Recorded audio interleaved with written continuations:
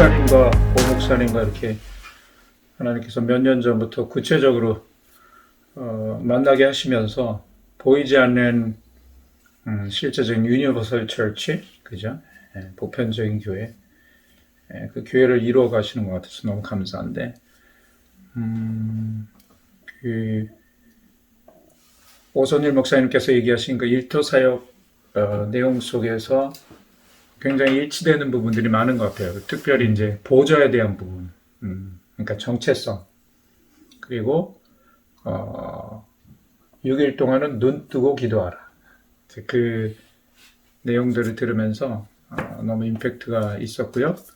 그것이 이제 제 지난번에 1편의 간증과 좀 연결이 많이 되는데, 일단 지난번 제 간증 속에서는 음악을 사랑했던 저의 몇 가지 그 단계들을 이제 말씀을 나눴는데, 저의 욕심, 저의 만족을 위해서 제 이름을 뽐내기 위해서 사랑했던 그 음악.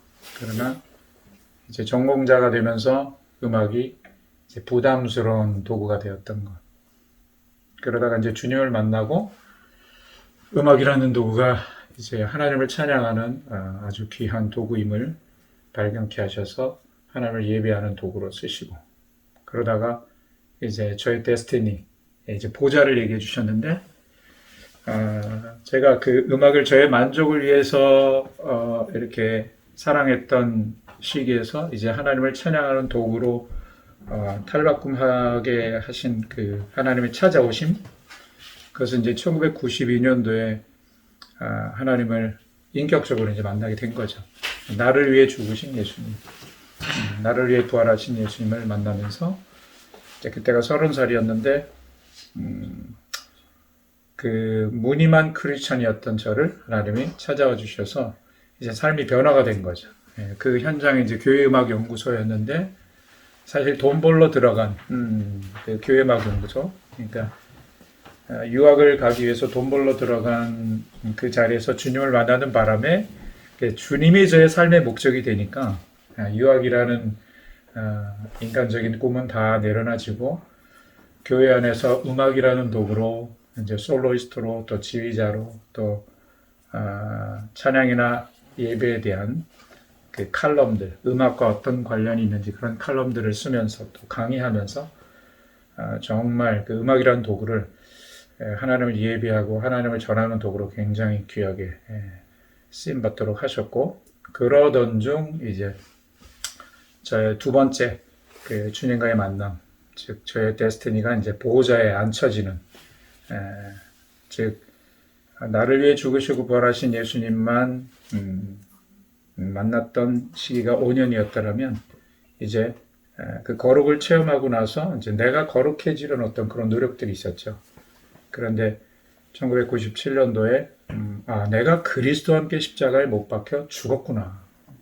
그러니까 내가 거룩해지려고 몸부림쳐서 거룩해지는 것이 아니라 예수님을 나의 주인으로 모셔드린 그때에 내가 그리스도와 함께 죽었기 때문에 그 자리에서 justification이 시작된, 칭의가 시작된 자리가 죽음 연합이구나. 그리고 에베소서 2장 5절 그리스도와 함께 살리셨구나. 그리고 2장 6절에 하늘에 앉히셨다. 그러니까 거듭나게 하사 하늘에 간직하셨다라는 베드로 1장의 그 내용이, 바울의 그 내용, 갈라디아서 2장 20절과 에베소서 2장 5절 6절 그 내용이 조명이 되어지면서 저의 위치가 만물 위에 앉혀진 그 자리로 바뀌게 되어진 거예요. 그러니까 예수님께서 부활 직후 제자들에게 나타나셔서 아버지께서 나를 보내셨던 것처럼 나도 너희를 보내노라 말씀하신 것. 즉 그 교회는 그의 몸인데 만물 위에 교회의 머리 되신 예수님. 그러니까 교회가 당연히 머리 되신 예수님과 붙어있는 몸으로서 만물 위에 있는 게 맞는 거죠. 그때로부터 제 그 관점이 완전히 바뀌게 되어졌는데, 내가 만물을 밟고 있구나. 사실 주님이 밟고 계시지만 주님의 몸에 해당하는 그 속에 내가 지체로서 있구나. 그럼 나도 만물을 밟고 있구나. 내 위치가 하늘이구나. 그리고 내가 거기서부터 파송받아서 이 만물 안에서 만물을 충만케 하는 아버지의 충만으로서의 교회구나 내가.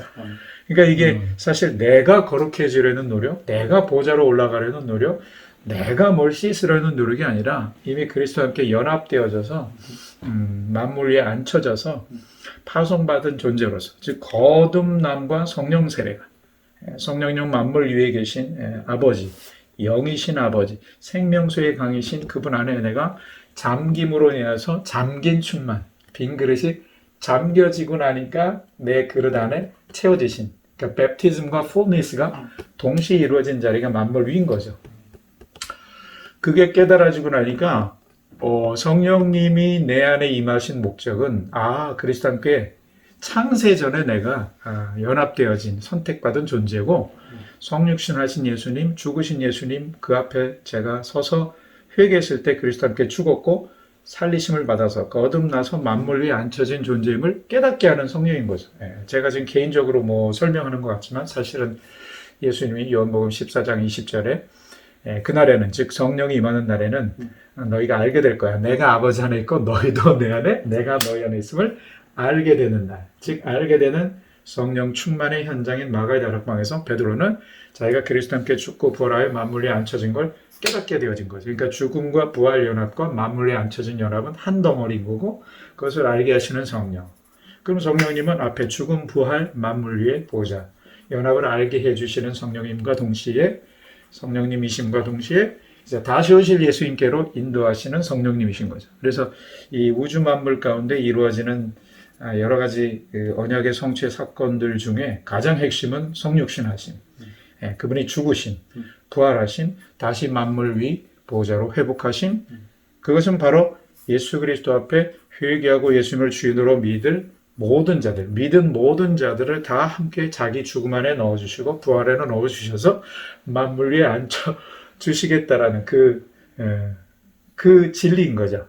그러니까 주님의 죽으심과 부활과 승천하심과 성령으로 임하신 이 사건은 제가 믿는 바로서는 인류의 역사 가운데 가장 위대한 사건으로서의 그 시퀀스인 거죠. 그것이 저에게 이제 실제로 다가온 거죠. 그렇게 되고 나니까 모든 신앙생활이 땅의 관점에서 하늘의 관점으로 바뀐 거예요. 그러니까 하나님 사랑의 눈으로 너를 어느 때나 바라보시고, 하나님이 나를 어떻게 바라보시는지가 실제로 이제 체험되어진 거예요. 주님은 나를 저 만물 위에서 파송한 존재로 보시는구나. 그럼 나도 바로 그 아버지의 눈으로 내가 만물 위에서 파송받은 존재로서 이 땅을 살아가는구나. 그렇게 이제 복음에 대한 패러다임이 완전히 바뀌게 되어지면서 신기하게도 그때로부터 제가 이 저를 저되게 하신 이 갈라디아서 2장 20절, 에베소서 2장 5절 6절, 그 다음에 요한복음 14장 20절, 이 말씀을 자연스럽게 암송하게 된 거예요. 이 말씀을 암송하면서 나의 나됨의 가장 핵심적인 그 위치를 늘 말씀으로 암송으로 선포하면서 저의 데스티니를, 저의 정체성을 누리는 거죠. 그러다 보니까 자연스럽게 전도하게 되어졌고, 그러면서 이 암송이 나를 나 되게 하시는 하나님의 어떤 하나님 나라의 대사로서 이 땅으로 파송하신 존재로서 살아가는 가장 중요한 부분이겠구나. 그래서 자연스럽게 우리 오 목사님도 계속 얘기하셨지만 뭘 만들어 놓고 한 것이 아니라 그렇게 살아내다 보니 만들어진 것처럼 저도 제 정체성이 만물 위에 있다라는 것을 깨달아지고, 그렇게 깨닫게 하신 성령님이 주신 이 복음의 핵심 말씀을 갈라디아서 2장 20절과 에베소서 2장 5, 6절과 요한복음 14장 20절을 암송하다 보니 이제 이 암송이 중요한 것이라는 걸 그냥 저절로 알게 되는 거죠. 살게 되는 거죠. 그러면서 중심 말씀으로부터 자연스럽게 저는 이제 야고보서를 전체를 암송을 하게 됐어요. 그렇게 해서 이제 또 저를 저되게 하신 그 십자가의 도라는 책이 있었어요. 제이스 펜 로이스가 지은 책인데 거기 보면은 십자가 관련된 구절들이 굉장히 많이 나오죠. 그래서 그 부분에서 제가 그 참고 구절들을 다 뽑아내면서 또 암송하기 시작했고, 그러다 보니까 이제 미쳐버린 거죠. 저의 그 정체성이 십자가의 죽음과 부활과 맞물려 있다라는 그것과 관련된 구절들을 이제 성경을 찾으면서 뽑아내다 보니 그게 저한테는 161구절이었어요. 그러니까 핵심 구절 5구절, 그 다음에 연관되어진 161구절. 신기하게도 하나님께서는 저를 야고보서를 영어로 암송하게 하셨고, 그 다음에 그 161구절을 영어로 암송하게 하셨어요. 근데 놀랍죠? 저는 그때 선교를 위해서 영어를 내가 해야 되겠다, 영어로 암송해야 되겠다라고 제가 생각을 한 게 아니에요. 근데 그냥 단순한 호기심으로 한번 영어로 암송해 볼까? 제가 영어를 좋아했던 사람도 아니에요, 사실은. 그래서 아무튼 복음의 핵심 구절과 야고보서 통으로 또 암송하면서 그렇게 9년을 달려왔어요. 9년을 달려오는 가운데 사실은 제가 중간에 주의 종으로 부르심 받는 그런 부분도 있었고, 이제 미국으로 건너오게 되어지는 그런 과정들은 뭐 다 생략하고요. 9년을 이렇게 암송자로 살아왔는데 9년 만에 이제 2006년도인데 그때는 제가 이미 이제 뉴욕에 와서 어느 지역교회 청년부 목사로 활동하고 있을 때고, 이미 이 뉴욕 땅에서 지역교회를 섬기면서도 저는 틈틈이 교역자가 쉬는 날, 월요일 날 세븐 트레인 앞에 나가서 이제 영어로 복음을 외치면서 하나님이 저에게 부르신 그 복음 전파자로서의 사명, 그리고 세계 선교에 대한 사명을 영어로 복음을 전하면서 세계인들에게 복음을 전하면서 그 뜻을 이루고 있었죠. 성취하고 있었죠. 저는 사실 그때 처음으로 영어로 복음을 전할 때 오늘 죽어도 좋겠다. 왜냐면 하나님이 저를 부르신 데스티니가 하나님의 말씀을 증거하는 자로서 보조적 수단으로서 음악을 사용하도록 하시고, 그리고 이제 세계인들에게 복음을 전하게 하시는, 또 유대인들과 이방인들에게 복음을 전하게 하시는 그 꿈을 주셨는데, 세븐 트레인 앞에서 제가 영어로 복음을 전할 때 제 앞에 유대인들과 세계인들이 지나가잖아요. 그러면은 제가 전도 스승 목사님께 배운 그 전도의 개념, 선교의 개념, 전도는 즉 말씀을 선포하는 것이다. 전도의 본질은 선포다. 그리고 내 문화권에 있는 사람들에게 복음을 전하다가 타 문화권에 있는 사람들의 복음을 선포하는 게 선교다. 그렇다면 저는 한국에서 우리 동네에서 우리 문화권에 있는 사람들에게 복음을 전하면서 전도를 하고 있었고, 하나님 또 부르심 따라 뉴욕에 와서 전 세계인들에게 복음을 선포하면서 타 문화권 사람들에게 복음을 전하니 선교가 이루어지고 있잖아요. 그러니까 어떤 선교 단체를 구성하거나 뭐 교회를 꼭 개척해서 하나님의 꿈을 이루는 게 아니라 나는 지금 바로 세계 선교를 하고 있구나라는 그 확신이 오면서 처음으로 영어로 복음을 전하는 그 순간에 저는 오늘 죽어도 좋겠네. 하나님 나를 이 땅에 보내신 데스티니는 다 이뤘다. 왜냐하면 나는 뿌릴 뿐이고 나는 선포할 뿐이고, 열매를 거두시는 분은, 자라게 하시는 분은 하나님이시고 열매를 거두시는 분은 하나님이시니까 그런 믿음이 있었어요. 그래서 이제 하나님의 때가 돼서 이제 지역교회를 5년을 또 그만두게 하시고 본격적으로 사실 피켓 들고 맨하탄으로 나가게 된 거죠. 5년 동안 그 지역교회를 섬기면서도 청년들과 틈틈이 월스트리트에 나가고 했지만, 이제는 교회를 그만두고 본격적으로 제가 혈혈단신 혼자 한국에서 전도수석 목사님이 보내주신 그 전도 피켓을 들고 나가기 시작했는데, 그때로부터 사실은 놀라운 그 기적들이 일어나기 시작한 거예요.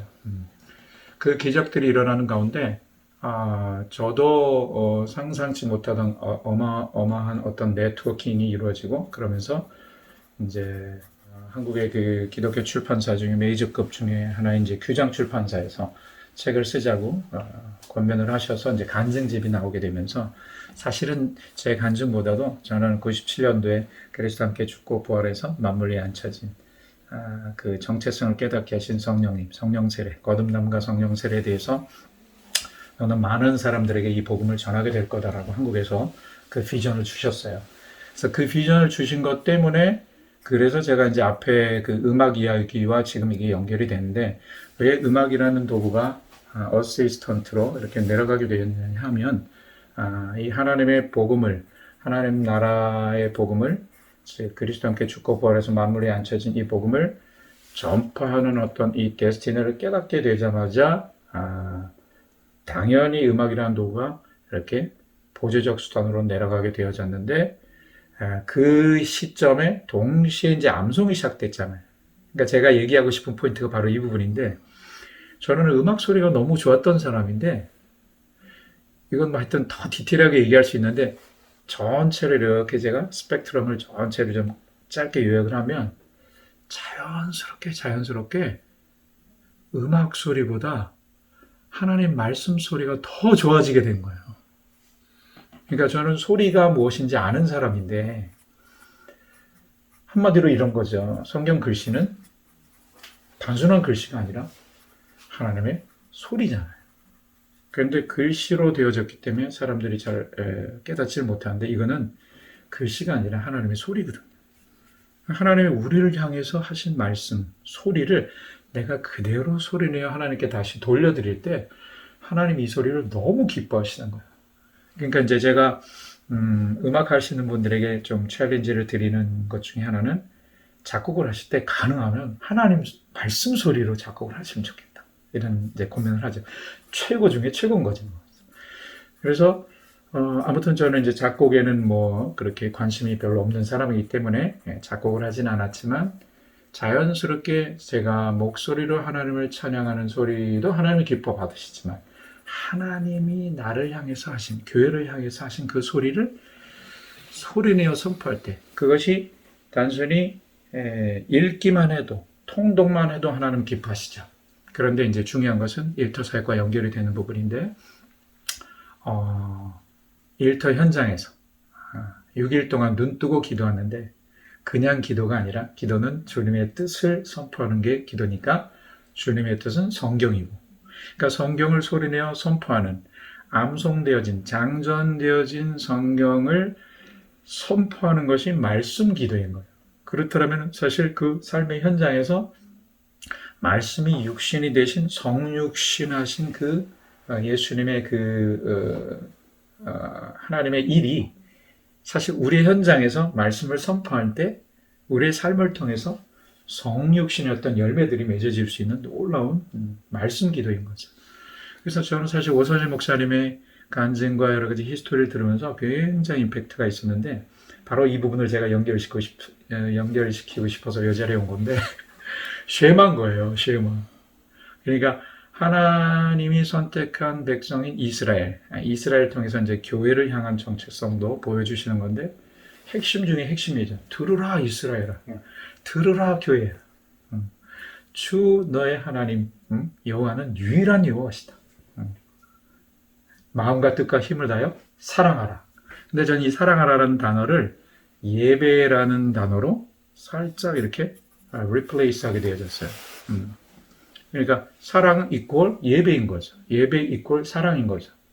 근데 이렇게 원론적인 얘기로 끝나지 않고, 너는 말씀을 새기고, 즉 사랑하라 하시고 말씀을 새기라고 하는 거죠. 새기라는 단어가 사실 히브리어로 하야인데, 구체적인 얘기는 제가 다 생략하고, 히브리어로 하야라는 의미는 정확하게 말씀이 네가 되어라, 즉 네 속에 말씀을 장착시켜라라는 그 의미가 있어요.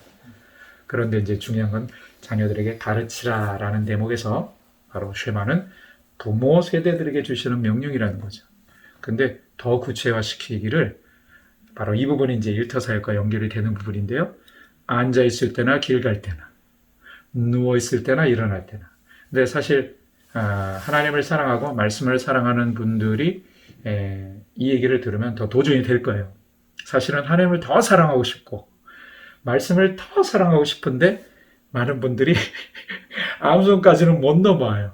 그것은 내 영역이 아니라고 자꾸 선을 긋는 부분인데, 이거 넘어오셔야 됩니다. 왜냐하면 쉐마는 앉아있을 때뿐 아니라 길 갈 때에도 말씀을 새겨라. 이건 정확하게 사실은 길 가면서 스마트폰 보면서 성경책 보면서 이렇게 운전하다 보면 이제 사고가 나는 거죠. 그럴 수가 없습니다. 결국 속에 새겨서 장착시켜서 삶의 현장에서 그대로 선포할 때 선포된 메시지로 살아가게 되어진다는 거죠. 아까 어떤 성도들에게 그 어떤 딜레마, 주일날 들은 메시지가 왜 삶에서 적용이 안 됩니까? 사실은 목회자 탓이 아닙니다. 물론 그렇게 가르치지 못한 목회자들의 책임도 있죠.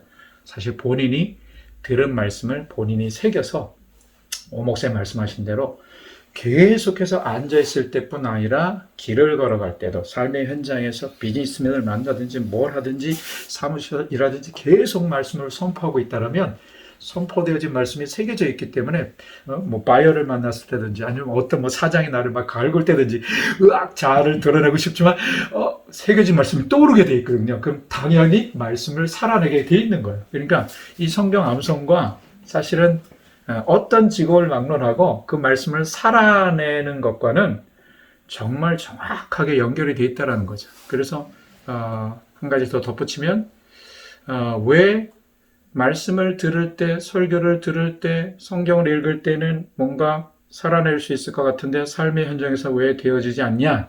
이것은 이제 앉아있을 때나 길 갈 때나라는 이 구조를 몰라서 그래요. 뭐냐면 다들 앉아있는 자리에서는 공간의 제한이 있고 시간의 제한이 있죠. 그런데 대개 공간적인 제한과 시간적인 제한이 있는 자리에서는 목회자가 선포해 주는 말씀을 내가 수동적으로 듣는 구조예요.